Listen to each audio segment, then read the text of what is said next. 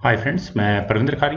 Friends, आज की हमारी गेम एक न्यूज़ आर्टिकल की है। अभी मैं chessbase.com पर एक आर्टिकल पढ़ रहा था। वो आर्टिकल था कॉन्स्टेंटीन लुपुलेस्को का। उन्होंने अपनी दो बेहतरीन गेम्स के ऊपर डिस्क्रिप्शन दी थी, एक्सप्लेनेशन दी थी कि ये मेरी अपनी लाइफ की दो बेहतरीन गेम है। तो उनमें से एक गेम यूरोपियन इंडिविजुअल चैंपियनशिप, जो कि अर्मेनिया में खेली गई थी सन 2014 में, उसकी है यहाँ 11th राउंड में मुकाबला था कॉन्स्टेंटीन का यूरी क्रिवोर्चुको के साथ। Friends, Yuri Ukrainian grand master हैं और कॉन्स्टेंटीन रोमेनिया को रिप्रेजेंट करते हैं। तो आइए फ्रेंड्स, सीधा इस गेम को शुरू करते हैं और देखते हैं कि आखिर कॉन्स्टेंटीन ने इस गेम में ऐसा क्या देखा कि वो अपनी खेली हुई गेम में से बेहतरीन गेम उन्हें लगती है। यहाँ गेम की शुरुआत की यूरी ने E4 के साथ, तो E6 यहाँ फ्रेंच डिफेंस से कॉन्स्टेंटीन ने शुरू किया। इस पर कॉन्स्टेंटीन, इन दोनों खिलाड़ियों के बीच में 3 मुकाबले हुए थे और तीनों मुकाबलों में कॉन्स्टेंटीन ने यूरी को फ्रेंच डिफेंस से ही टैकल करने की कोशिश की। D4 यहाँ व्हाइट का ऑब्वियस मूव है। Then D5, knight C3, then knight F6 square पर, तो E5 व्हाइट करेगा ही करेगा। नाइट को अब जाना होगा D7 स्क्वायर पर, देन F4, तो C5, सी साइड से पॉन चेन को ब्रेक करने की कोशिश है। नाइट F3, तो knight C6, bishop E3, C takes D4, knight takes D4, then bishop C5 square पर। कुछ देर के लिए यहाँ आप कह सकते हैं कि नाइट को पिन किया है। देन क्वीन गई D2 स्क्वायर पर, और इसके बाद यहाँ कॉन्स्टेंटीन ने सबसे पहले कैसल किया। व्हाइट ने भी कैसल किया, लेकिन लॉन्ग साइड। और लॉन्ग साइड कैसल करने के बाद अगर मैं इस सिचुएशन में होता हूँ तो मुझे बड़ी घबराहट होती है। क्यों होती है? क्योंकि वाइट का, अगर मैं ब्लैक की तरफ से होता तो वाइट अपने पॉन्स को आगे बढ़ देगा, तब डर लगेगा कि मेरा pawn structure, castle pawn structure खत्म होने वाला है। इसी तरह से अगर मैं वाइट की तरफ से खेल रहा होता तो वाइट यहाँ अपने पॉन्स को आगे भगाना शुरू कर देता, तो मुझे लगता कि मेरे ऊपर अटैक शुरू हो चुका है। खैर, देखते हैं कि कॉन्स्टेंटीन को क्या फील हो रहा था। यहाँ पहले उन्होंने किया A6, then knight B3 square पर, बिशप पर प्रेशर बनाया, ऑफरिंग बिशप एक्सचेंज। अगर बिशप एक्सचेंज हो जाते हैं तो भी ठीक है, लेकिन यहाँ कॉन्स्टेंटीन ने अपने बिशप को B4 स्क्वायर पर प्लेस किया और कुछ देर के लिए यहाँ इस नाइट को पिन किया। तो मेरे ख्याल से इसी पॉइंट पर व्हाइट को शायद अपने इस ए पॉन को आगे पुश करके बिशप को यहाँ इस डेंजरस स्क्वायर पर नहीं बैठने देना चाहिए था। पर अभी यहाँ व्हाइट ने किया G4 और अपने अटैक पर ध्यान लगाया। और जब चूंकि व्हाइट का अटैक शुरू हो चुका है तो ब्लैक की तरफ से मुझे एक जो मूव समझ में आता है वो है F6 का। इस F फाइल को ओपन करने की कोशिश करनी चाहिए थी। और मान लो अगर मैं यहाँ से इस गेम को आगे बढ़ाता हूँ और कुछ अपने सोचे हुए वेरिएशन करता हूँ, जैसे कि व्हाइट के लिए जो मुझे नेचुरल मूव लगता है वो A3 का है, बिशप पर अटैक बनाना, तो बिशप टेक्स C3 होगा, क्वीन टेक्स C3 हो जाएगा, then F takes E5, F takes C5 होगा, और गेम मोरलेस बिल्कुल मैं इक्वल ही कंसिडर करूंगा। अब ये दो पॉन्स आएंगे तो आराम से हैंडल हो सकते हैं। लेकिन ब्लैक ने यहाँ किया था B5 और उन्होंने भी यहाँ अपने पॉन्स को आगे बढ़ाना शुरू कर दिया है। रुक G1, व्हाइट ने अपना अटैक शुरू कर चुका है। बिशप गया B7 स्क्वायर पर, देन रुक G3, क्वीन E7। फ्रेंड्स, यहाँ ये क्वीन जब E7 स्क्वायर पर आया, वैसे जो नेचुरल मूव ब्लैक के लिए बनता है वो रुक को सेंट्रलाइज करने का ही बनता है। खैर, क्वीन के E7 स्क्वायर पर आने के बाद, लेकिन फ्रेंड्स ठीक है, वो मूव भी, क्वीन का E7 भी ठीक है, लेकिन प्रॉब्लम तो व्हाइट के मूव से है ना। व्हाइट का रुक यहाँ इस H3 स्क्वायर पर आएगा, बिशप आने वाला है, क्वीन और बिशप की बैटरी बहुत अच्छी तैयार है। और अगर हम ब्लैक के पीसेस की बात करें तो इस अटैक, जो फ्यूचर अटैक है, इसका डिफेंस कहाँ है? इसके डिफेंस के लिए कौन कौन से पीसेस अवेलेबल है? मुझे कोई खास पीसेस यहाँ नजर नहीं आते। यार, व्हाइट ने यहाँ किया था रुक H3, then rook attack goes to C8, then bishop D3, और बिशप के D3 स्क्वायर पर आने के बाद वही अटैक लगा जो मैं थोड़ी देर पहले बोल रहा था। तो इसका ऑब्वियस मूव तो जी पॉन को ही आगे पुश करना का होगा। एच पॉन तो आगे पुश नहीं किया जा सकता क्योंकि पॉन चेन डिस्टर्ब होनी ही होनी है। G6 ऑब्वियस है। बिशप गया G1 स्क्वायर पर, और यहाँ व्हाइट ने अपने इस बिशप को G1 स्क्वायर पर क्यों प्लेस किया है? सिंपल रीजंस, ये F1 आगे पुश होगा, फिर ये क्वीन अटैक में लगेगी। तो bishop takes C3, B takes C3। Friends, मैं यहाँ सोच रहा था कि क्या व्हाइट यहाँ क्वीन से नहीं ले सकता? माइट भी शायद ब्लैक की स्ट्रेटजी होगी कि इस क्वीन को डिफ्लेक्ट करवाया जाए जब तक यहाँ ब्लैक की सप्लाई लाइन, मतलब व्हाइट का जो अटैक है वो काउंटर नहीं होता, तो तक क्वीन को ही डिफ्लेक्ट करवा लो।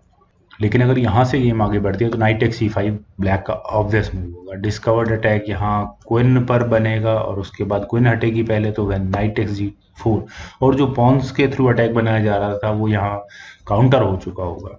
तो इसीलिए यहाँ यूरो को करना पड़ा B take C3, then A5। और फ्रेंड्स A5 करने के बाद क्या ब्लैक का ये B5 पॉन वीक नहीं हो गया है? आइए ज़रा देखते हैं। अगर मान लो वाइट यहाँ बिशप टेक्स B5 करे तो क्या होगा? A4 पहले यहाँ ब्लैक का ऑब्वियस मूव होगा, नाइट पर अटैक होगा। और अगर वाइट यहाँ इस नाइट को हटाता है सपोज D4 स्क्वायर पर, देन क्वीन A3 चेक होगा, किंग को मूव करना होगा B1 स्क्वायर पर, then knight takes B4, bishop या क्वीन जो भी हो, बिशप टेक्स D7 भी हो सकता है, फ्री नाइट मिल रहा है, ठीक है। तो बिशप A6 यहाँ पहले ब्लैक करेगा और अगला मूव कर रुक से चेक देकर ऑलमोस्ट चेक करने का होगा। तो इसका डिफेंस क्या हो सकता है? इस तरह की प्रॉब्लम्स बहुत मुश्किल होती है हैंडल करना। वाइट को यहाँ अपने इस सी पॉन को ही आगे पुश करना होगा, C4 जैसा कोई मूव खेला जाएगा। अब कोई भी चेक आ सकती है रुक की, दोनों रुक्स में से किसी की भी। Rook eight A goes to B8 check. चलिए इसी देखो देखते हैं। तो अब इस चेक का डिफेंस कैसे होगा? अगर ये रुक बीच में लगता है तो यहाँ ये रुक जाएगा और उसके बाद चेकमेट की थ्रेट फ्री भी बनी रहेगी। तो वाइट यहाँ कर सकता है बिशप B5, वो यहाँ अपने इस बिशप को पॉन के ऊपर लगा सकता है। आप कह सकते हैं कि फ्री में जाएगा, नहीं। क्वीन टेक्स H3 करने के बाद ब्लैक यहाँ क्लियरली एडवांटेज में होगा। तो इन अदर वर्ड्स चेस में कभी कुछ चीज़ फ्री नहीं मिलती। वाइट ने यहाँ किया किंग B1, देन B4, और इस B4 का उद्देश्य F5 यहाँ पहले वाइट ने किया। वाइट ने अपने अटैक पर कंसंट्रेट किया और इस अटैक क्या हो सकता है? इस अटैक का मतलब आपको यहाँ नजर आ ही रहा है, चेकमेट। तो क्वीन F8 यही एकमात्र डिफेंस है इस अटैक का, और यही एक क्वीन है जो इस अटैक को हैंडल करने के लिए अवेलेबल भी है। क्वीन गई G5 स्क्वायर पर।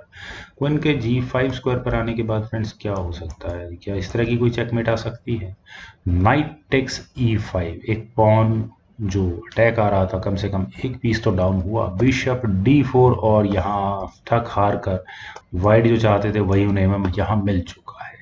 अब मान लो यहाँ से अगर हम इस गेम को आगे बढ़ाएं और ब्लैक यहाँ नाइट टेक्स D3 जैसी किसी ऑप्शन को कंसिडर करे, सबसे पहले तो वाइट को यहाँ ये पूरा डायगोनल अवेलेबल है। देन F-टेक्स E6 होगा, F-टेक्स E6 करना ही पड़ेगा।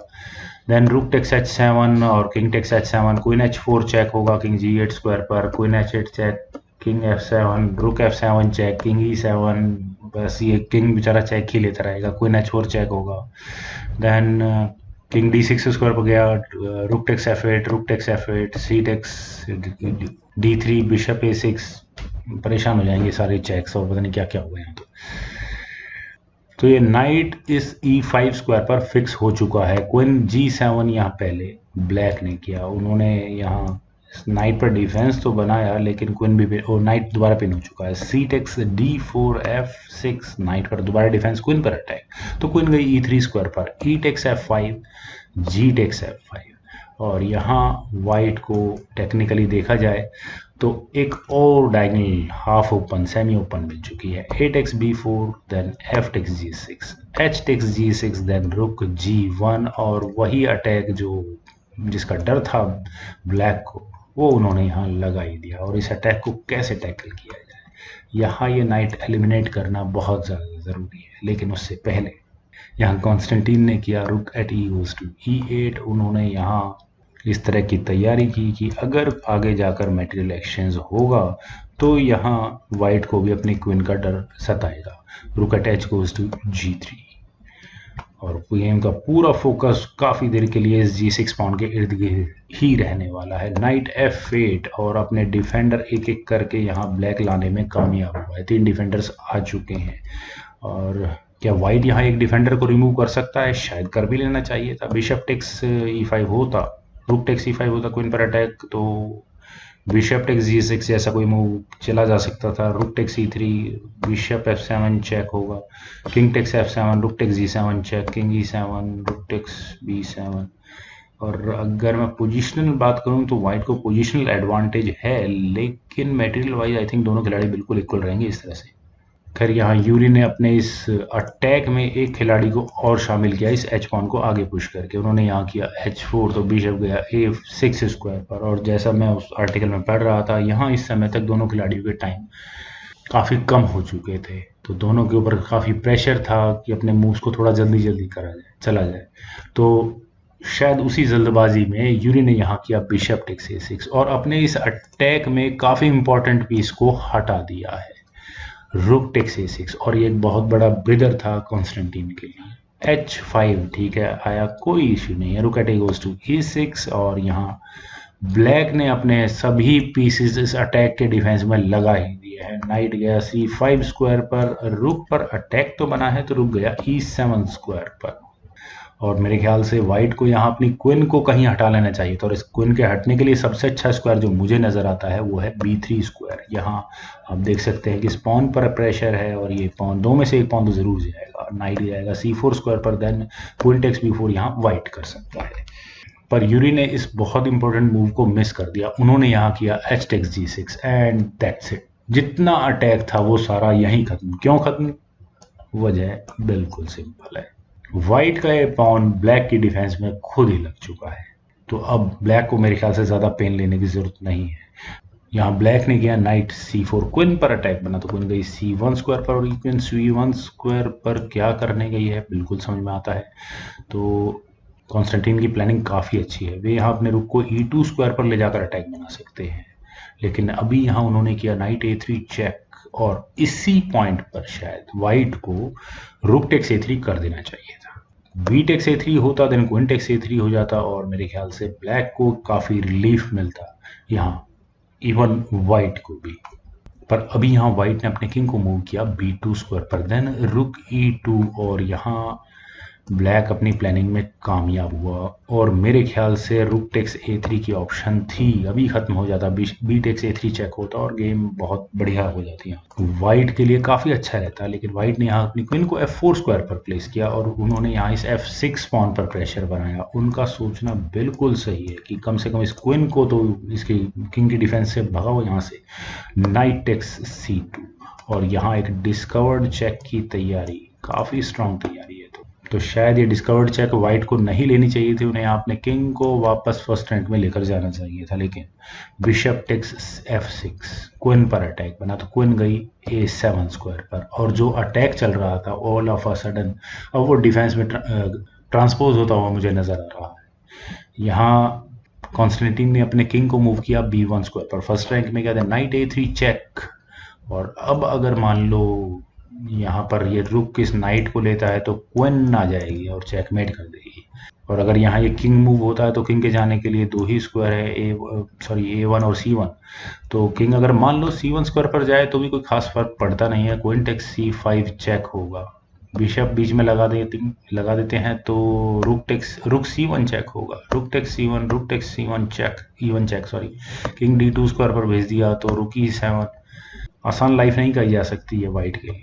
यहाँ यूरी ने अपने किंग को A1 स्क्वायर पर प्लेस किया, तो भी मेरे ख्याल से यहाँ ये मूव अवेलेबल था इस नाइट को लेने वाला। पर रुक E1 चेक, किंग है B2 स्क्वायर पर, then final move from Constantine was rook knight C4 check. और यहाँ इस मूव के बाद यूरी ने रिजाइन कर दिया, रिजाइन करना भी पड़ेगा यहाँ से। अब इस चेक से बचने के लिए क्या क्या अवेलेबल ऑप्शन है वाइट के पास? मेरे ख्याल से दो ऑप्शन है किंग को मूव करने के लिए, एक C2 स्क्वायर है और एक B3 स्क्वायर। अगर ये किंग B3 स्क्वायर पर जाए तो गेम यही खत्म है, क्वीन A3 चेक होगा, किंग C2 स्क्वायर पर जाएगा, रुक E2 चेक हो जाएगा तो क्वीन बीच में लगानी पड़ेगी, रुक टेक्स D2 चेक हो जाएगा, मेट होगी। और अगर इस गेम को थोड़ा भी लंबा खींचना है तो किंग को मूव करना होगा C2 स्क्वायर पर, लेकिन फिर भी रुक E2 चेक तो आएगा ही आएगा, किंग के लिए बचेगी थर्ड रैंक।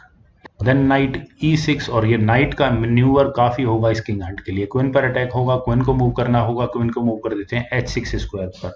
यहाँ पर ब्लैक को भी डर रहेगा चेकमेट देखने का, तो लेकिन चेकमेट तो जब होगी ना जब मौका मिलेगा वाइट को। क्वीन A3 चेक, किंग के लिए नहीं, नाइट ही आएगा बीच में, नाइट B3 स्क्वायर पर लगा देते हैं, नाइट E5 चेक होगा, bishop takes E5, then queen A6 check, और यहाँ मेट, फोर्सफुल चेकमेट होगी। तो कोई खास ऑप्शंस थी नहीं यहाँ नाइट के C4 स्क्वायर पर आने के बाद वाइट के पास। तो फ्रेंड्स वैसे वाकई में मुझे लगा कि कॉन्स्टेंटीन ने काफ़ी अच्छा मुकाबला खेला है, और मुझे पूरी उम्मीद है कि आपको भी ये वीडियो ज़रूर पसंद आई होगी। तो आप लोग इस वीडियो को लाइक करें, शेयर करें, और मेरे इस यूट्यूब चैनल को सब्सक्राइब ज़रूर करें। आपके कमेंट्स का मुझे बेहद इंतजार रहेगा। Thank you for watching and bye for now.